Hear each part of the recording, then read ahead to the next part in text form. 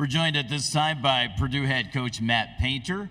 Coach, can you give us an opening statement? Then we'll take some questions. Yeah, really excited, obviously, to get going and start practicing and watching film and just preparing for our next game, and excited for our fans and our players and staff and former players. Just everybody a part of our basketball family. To be able to have an experience like this and have an opportunity to play in a Final Four and hopefully win a national championship is pretty surreal. And just everything that we've been through last year and last couple years, and having really tough losses, to be able to continue to fight through things and battle that adversity to be in this position is great. So everybody on our end is just looking forward to competing and playing on Saturday. Coach, we'll begin up front and center with Aaron. Aaron Beard with the AP out of North Carolina.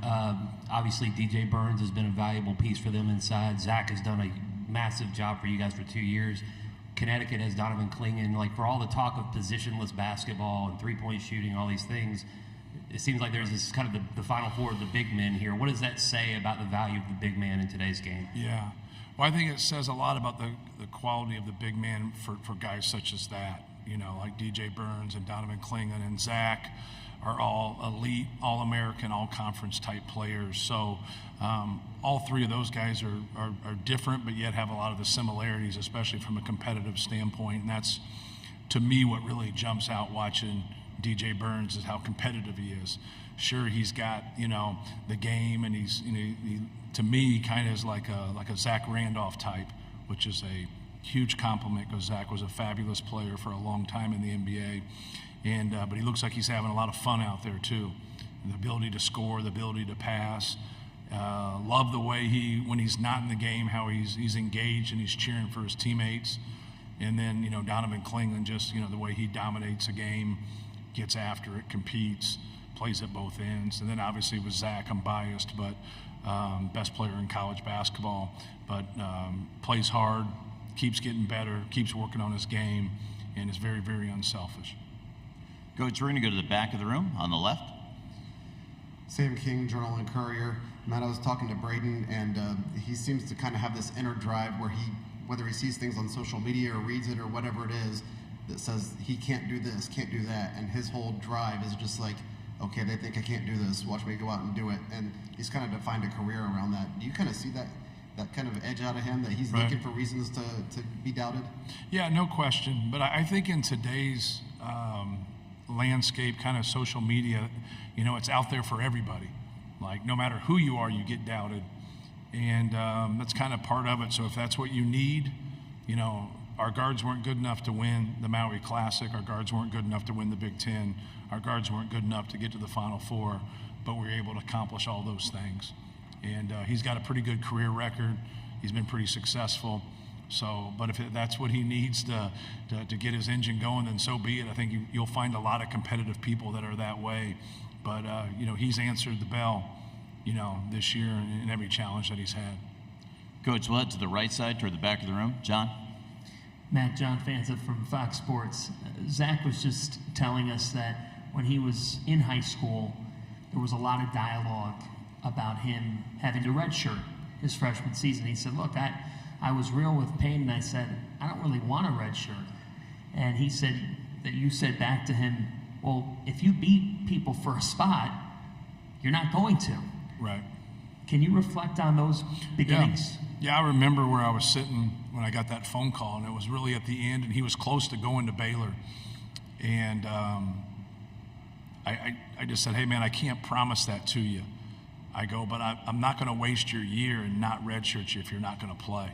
I go, but come in here and beat somebody out. So we had a kid transfer who actually started for us and then left, which it had been real. That competition would have been real interesting, because that guy started for us and we won a Big Ten championship. That guy started for us and we went to the Elite Eight. And so he ended up transferring, and it was him and Travion Williamson that competed for that spot, and he played. But yeah, I don't get there at the end and say things to promise just to get guys. And that's a hard thing to do, man, because to me, I really liked him. Like, I was somebody who thought that he was going to be a really good player. I just didn't know when he was going to be a really good player. I didn't know he was going to be this. I'll tell you that. And, you know, when somebody averages 3 in high school, you don't think they're going to be a 2-time National Player of the Year. Coach, that same part of the room, one row back on the right. Connor Hope, he checked CBB. I was speaking with Mason in the locker room about his embracing the sixth man role after being a starter for his first 3 years. Can you talk about how important it is, how big it is to have a player of Mason's caliber willing to take that role off the bench when the transfer portal is as big as it is? Yeah, I mean, just there's a lot of, you know, scoring roles, you know, for guys that start, but there's also that scoring role for that guy who comes off the bench and gives you that spark. And we just felt, you know, with him and Trey Kaufman, they were so different. And one guy's ability to post up and rebound around the basket, and the other guy's ability to make shots and spread the defense from an offensive standpoint, you know, was really going to be a good match. But it also gets the opponent where they got to think differently, you know, when Mason comes in because of his ability to space. But, you know, he didn't make any shots the other day in the game, but he made a bunch of winning plays. And you kind of see that emotion there at the end. So he's sacrificed a lot for us. And, you know, there's not a team here that doesn't have more than 5 starters, right? Great teams have more than 5 starters. And I think we're one of those. But Mason Gillis has sacrificed a lot for us. Coach, we'll head up front on the right side of the room. Brian Newbert, goldenblack.com. Matt, can you just speak to how important it is to your offensive calculus to make an opposing center guard another action before they even have to encounter Zach? Yeah. And what toll that can kind of take on them? Yeah, it just depends on what they're going to do, right, from a ball screen standpoint. You know, are you going to blitz a ball screen? Are you going to trap the ball screen? Are you going to play in a drop? Are you in a deep drop? Are you switching? So kind of watching and getting tendencies of what people are going to do is what all coaches do. But with Zach, most people don't like to get detached from him. They want to stay with him. That's why sometimes in our games, you'll see people just get wide open layups. And you're like, how in the hell can they just get a wide open layup? Is because they're trying to cheat to get back to him, and then they don't stop the basketball. So like his presence alone gets people to do things and get off their own defensive rules. Everybody has their ball screen defense rules. And so they stick with those rules. When they get off of them, you normally get disconnected. But when you get off of it with him and you get in between, now you're just opening up a can of worms, because when we make it, it's positive. Then a lot of times when we miss it, it's positive, because now he's in perfect rebound position. Up front on the left side, Coach. Hey, Matt, Chris Hagan, Fox 59, Indianapolis. I don't know if you know this. Everybody's talking about that it's been 44 years since Purdue's been in the Final Four, but next week will mark 20 years since you came back to Purdue to succeed Coach Cady. To me, it seems like just yesterday. It also seems like a million years ago. What's your perspective on the amount of time this transpired and how you've grown and where you're at now? Yeah, you know, obviously it's been a great ride for us. And I think that's what kind of gets lost, is we haven't been to a Final Four in 44 years, but we've won 11 Big Ten championships in that time. So, you know, you average 1 championship every 4 years. And we've been very successful, and we've been at the top of that ladder even when we haven't been getting first.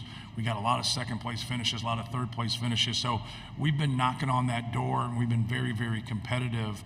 But, you know, in terms of what I think about when we start is really just the people that we inherited and where we could go with it. Carl Landry and David Teague were our 2 best players right away. And then we were able to sign Juwan Johnson, Etuan Moore, and Robbie Hummel. And that's what gets you going. Like now, it's a little different when someone takes a job. They jump into the portal. And the people that they get out of the portal might be with them for 3 years, but really are going to be with them for 2. And a lot of them will be with them for 1. And so like now you can go and have a good season with that, but sometimes you can't have growth with that. The way we've been able to do it at Purdue now is just like we did it then. We're trying to sign high school guys and develop them and grow with them. Now, at some point, I think it comes and finds us also. We will, going into this next year, we'll have 2 transfers in 4 years. That's the fewest amount of any high major program in the country by a long shot. And so we just signed 6 high school guys in the fall. So we want to continue to do what we've done and we've seen be successful for us with that. But yeah, when you look back and they kind of run your career and, you know, your hair, I'm happy that I have hair. but it went from dark. Now it's getting half, to where it's gray. And then you see all the players, and you see the differences, and you see the growth, and it's pretty cool. But it makes moments like this, when you go through the heartaches, it makes it worth it. Coach, we'll go to the back of the room in the center. Rob? Coach, Rob Doster, Field of 68. Obviously, getting to the Final Four was emotional for you guys. You made Robbie Hummel cry on air. How do you avoid the trap of being satisfied and happy that you got here, without realizing that you have 2 more games to win? Right. Just keeping a focus, but really just talking through it more than anything. Just like kind of owning the emotional piece of it, and there's nothing wrong with that. But then just being process-based and get back to what we do, and kind of talk about NC State, be familiar with NC State, understand how good they are. So my message to them about NC State was, we're playing an undefeated team. The team that was 17-14 doesn't exist anymore. The team that's 9-0 does. That's the team we're playing. If we played them 6 weeks ago, then we would be playing that team. But if you go back and look when they lost 6 out of 8 or 7 out of 9, it was coming off of them starting their conference season and being 5-1. So it wasn't like they were struggling before. They just had that tough stretch right, in the middle of their season going towards the end, and then obviously winning those 9 straight games. So when you start to talk about like who they beat in those 9 games, it's pretty impressive. When you talk about the Dukes, North Carolina, Virginia, and our guys, we've played all those teams in the last couple years. And so they understand that. And then you look at, who they beat, in the actual NCAA tournament. It speaks for itself. They're one of the best teams in the country, and they can beat anybody in the country, including us. Coach, up front on the left side, Dennis. Matt Dennis, CBS Sports. In the college game, has the big man position changed? People still playing 4 out, or is it just a talking point here? Yeah. Well, I think it depends on who your big man is. For us, we play through ball screens a lot.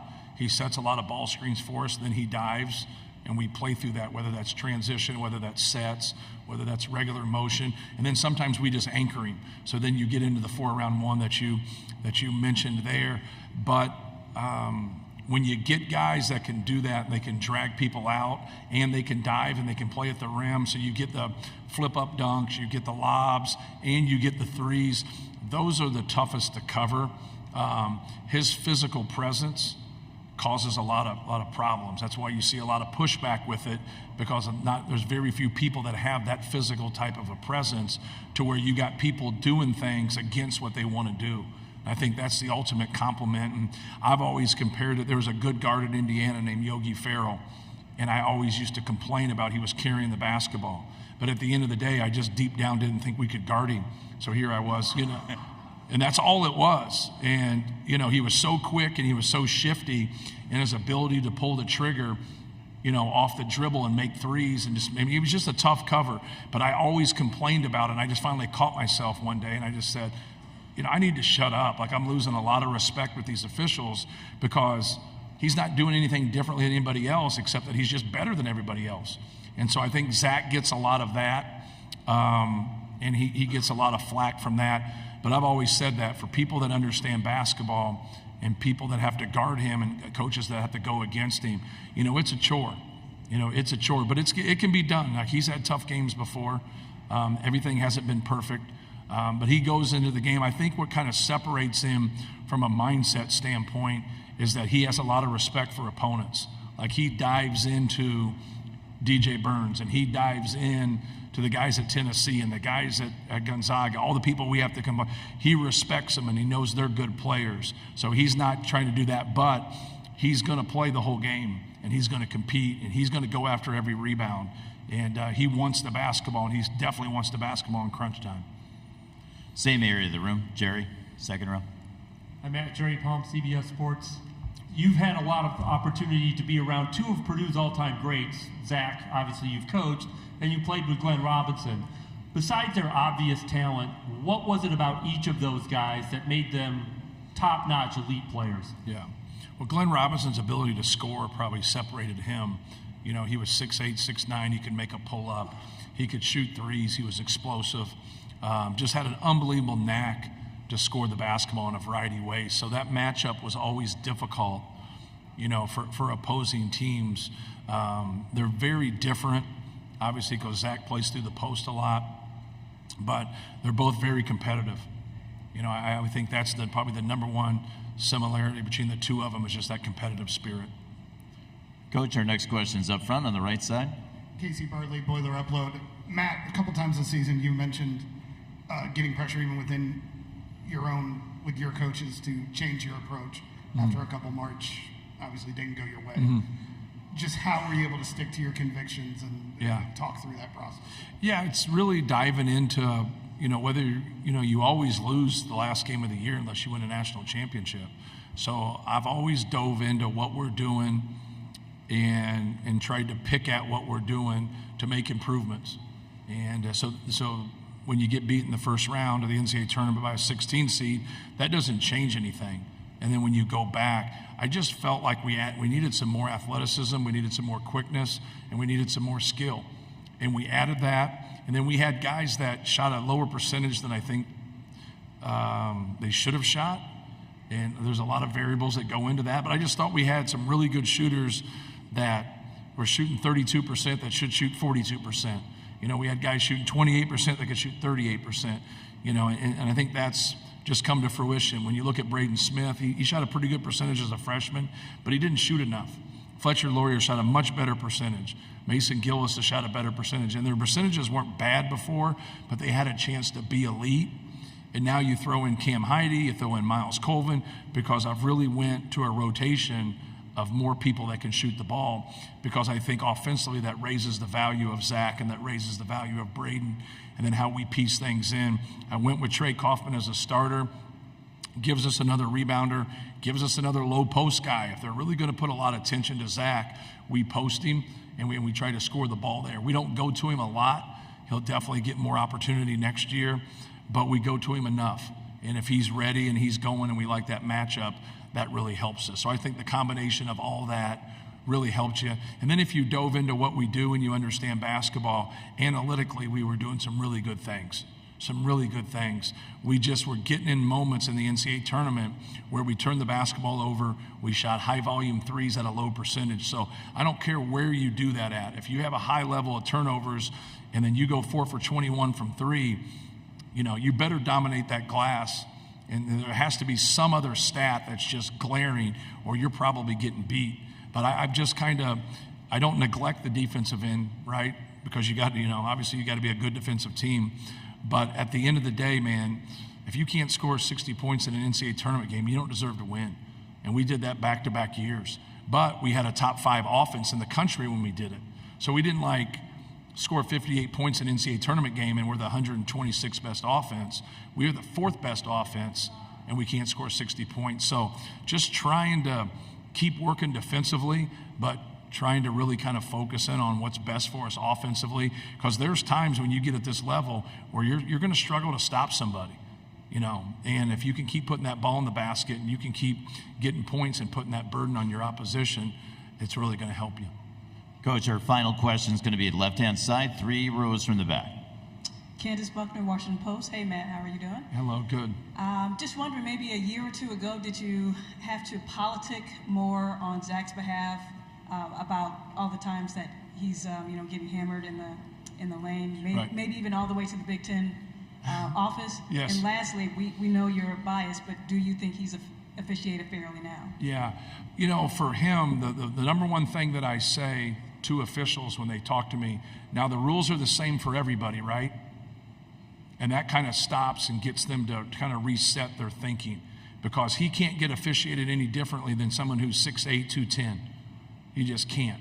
So, and he's entitled to position. So they allow the bent elbow right there. So that's all you can give. You can't give 2.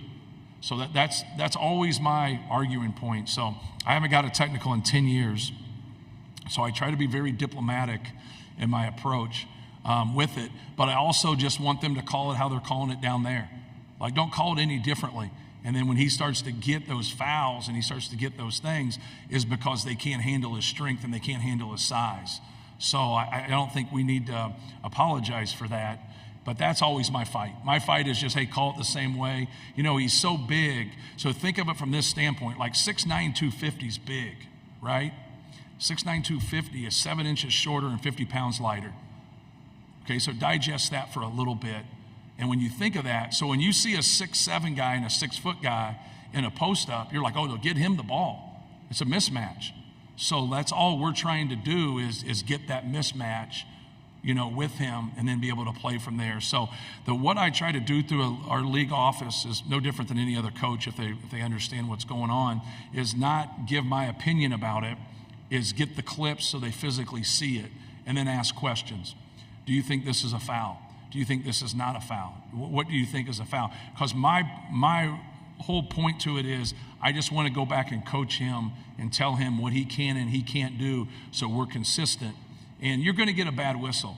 But what they end up doing is the rules aren't the same, and they pass on a lot of things. So then he'll go and foul them at the other end, and they'll lose their mind, and it's a foul, and he should be called for it, but they just passed on 3. So now that's where the dilemma gets, and that's where, and it's like, if you've ever officiated before, when you start to let things go, you're going to have a problem.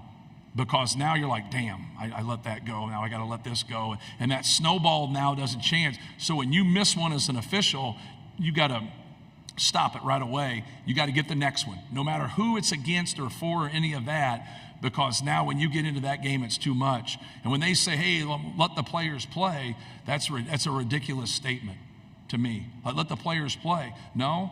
What they say is a foul should be called, and what's not a foul should be left alone. If you can get to that consistency, and when you communicate that with good officials, like it's easy. It's really easy. When you communicate with guys that really don't understand or don't do, you'd be surprised at the guys that don't do their homework.